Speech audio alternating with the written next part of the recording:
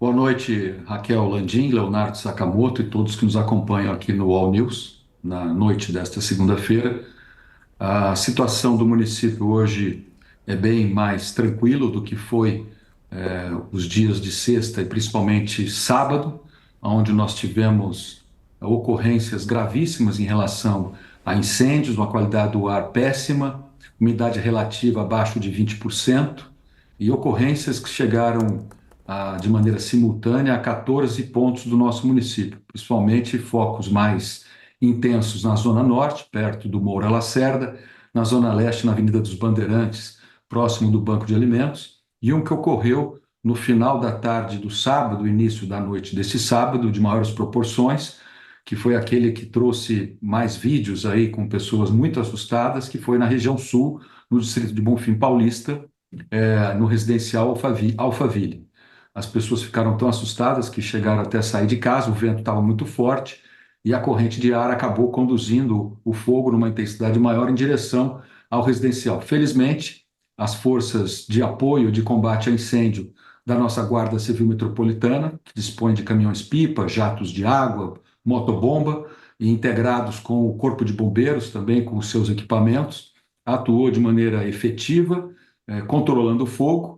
Não houve nenhum incêndio em residência, algum incêndio apenas em jardim, coisas que não trouxe nenhuma impossibilidade de prejuízo nas residências das pessoas que retornaram às suas casas. Ninguém ferido, ninguém morto, né? Felizmente nenhuma morte. E durante a manhã de sábado nós já havíamos organizado todas essas estruturas de apoio, sabendo que os incêndios iriam recrudescer, que eles iriam piorar. De fato, isso aconteceu. A Polícia Militar Rodoviária, Raquel, de sexta para sábado, chegou a interditar quatro das grandes rodovias que ligam Ribeirão Preto a outros municípios da região metropolitana.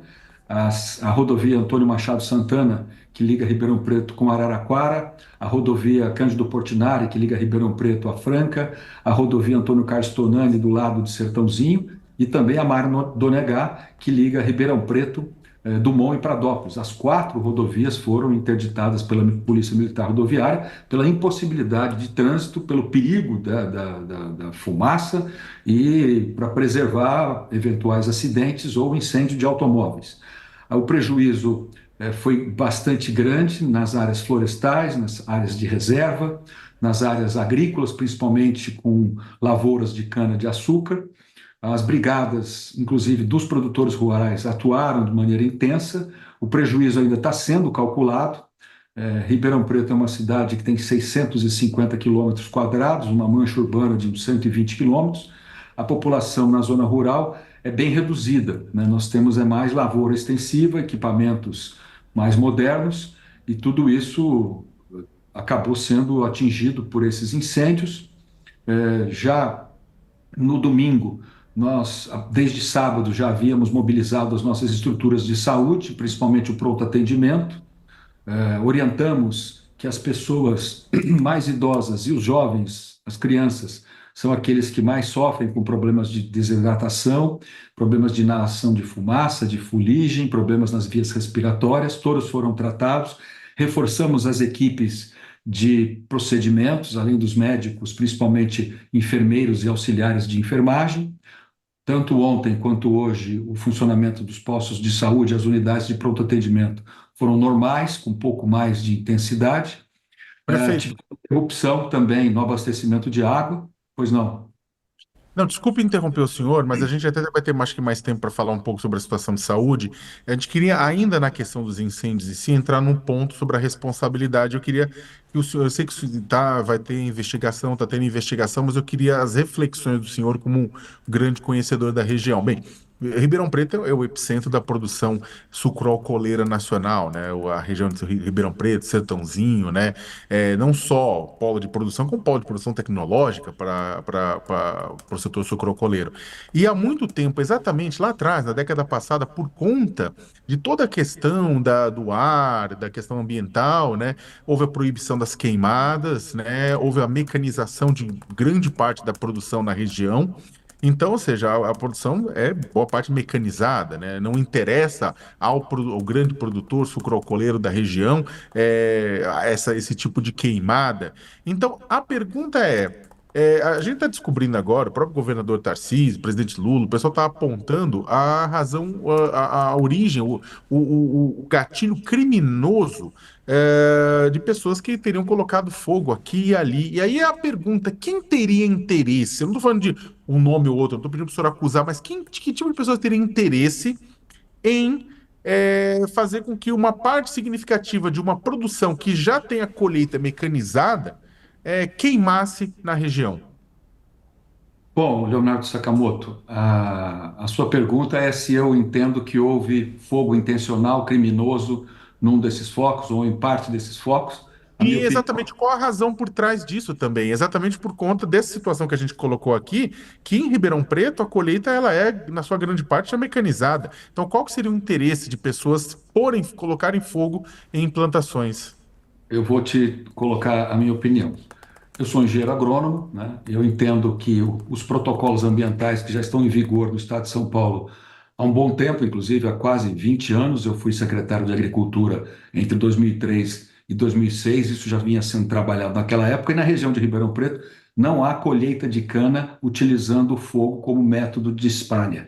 A colheita de cana aqui é essencialmente 100% feita crua, através de coletadeiras mecanizadas que jogam a cana crua colhida em toletes dentro dos transbordos e levam para as unidades de processamento para fazer açúcar ou fazer álcool, principalmente. Para pegar fogo em mato, em cana-de-açúcar ou em florestas, maciços, só há três chances. A primeira, presença de algum caco de vidro, uma garrafa, uma lata, que com força da incidência da luz solar, aquilo pode se concentrar num único ponto, como se faz quando você usa lente para pôr fogo em papel, e aquilo gera um fogo, e aquilo com matéria seca acaba se alastrando. A segunda possibilidade, jogar bituca de cigarro pela janela do carro, mesmo que de maneira não dolosa, há uma culpa nesse gesto, porque se esse bituca de cigarro entra num ponto seco na beira da estrada, ele pega fogo, atravessa a cerca e vai queimar o resto que está ali de maneira bem, de bastante combustão.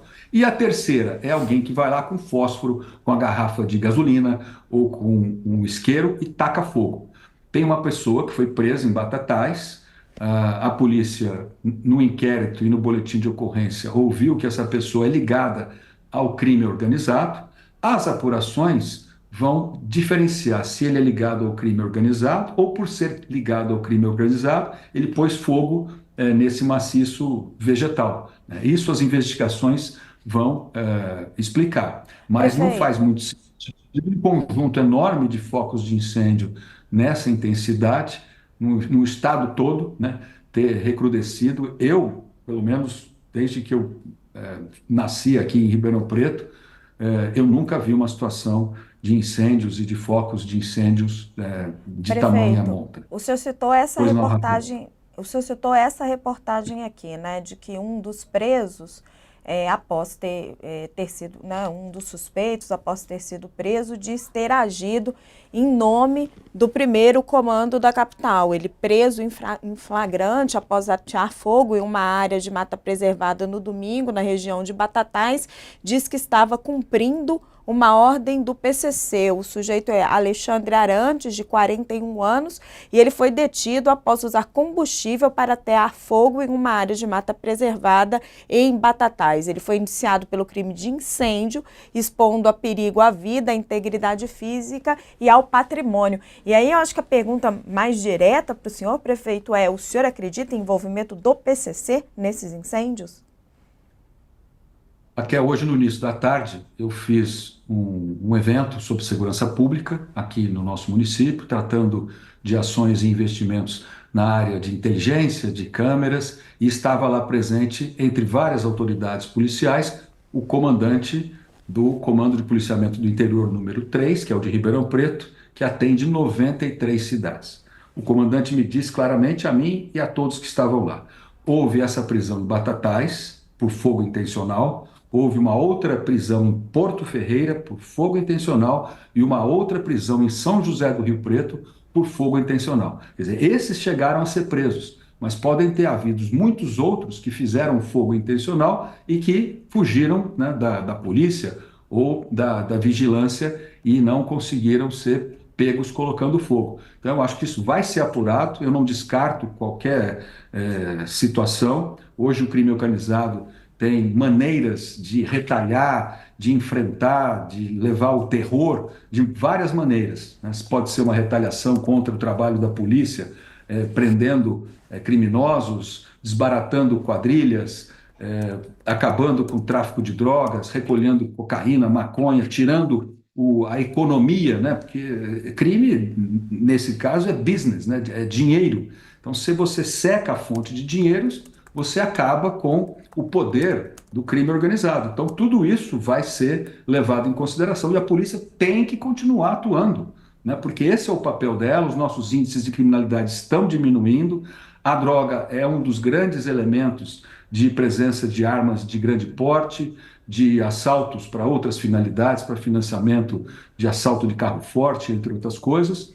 Então, eu acho que essa é uma realidade que a gente não pode tampar o sol com a peneira, e agora é apurar de maneira bem firme para ir atrás, puxar esse novelo e ver aonde essas pessoas estão ligadas e com quem essas pessoas estão ligadas, para poder enfrentar o crime organizado de maneira firme, como a polícia tem procurado fazer. Prefeito Duarte Nogueira, nós agradecemos muito a sua presença aqui no All News, todo esse relato sobre a situação de Ribeirão Preto. Uma boa noite para o senhor e boa sorte aí no trabalho de recuperação de todo esse estrago, prefeito. Muito obrigado, Raquel Landim, Leonardo Sakamoto e todos que nos acompanharam no início da noite dessa segunda-feira aqui no All News. Uma boa semana para todos vocês. Boa semana para o senhor também.